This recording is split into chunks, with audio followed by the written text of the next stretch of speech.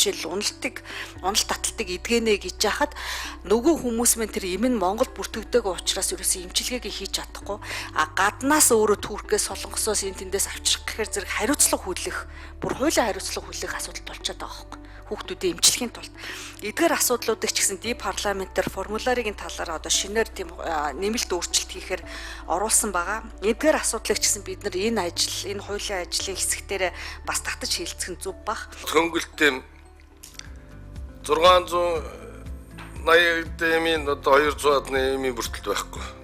Саналын явчаар гарцааг оруулах юмыг оруулах ёстой байхгүй. Гэтэл ард иргэд гаднаас маш их өндөр үнэтэй авч байна.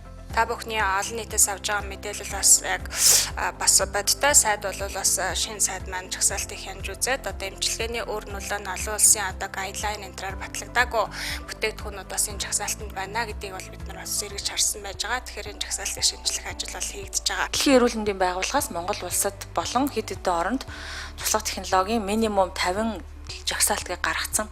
Үнэлгээ хийсэн одоо манайх энийг батлаад нөгөө гайлын хөнгөлөлт байд юм орж ирэх процедурыг баталж өгчөөж өнөөдөр хүмүүсийн тэр эргэж хөл дээр босоход нь хэрэгцээтэй байгаа хэрэгслүүд илүү хүртээмжтэй болох гэдэг. Эрүүл мэндийн тогтолцоо ч өөрөө 6 бүрэлдэхүүн хэсэгтэй юм аа.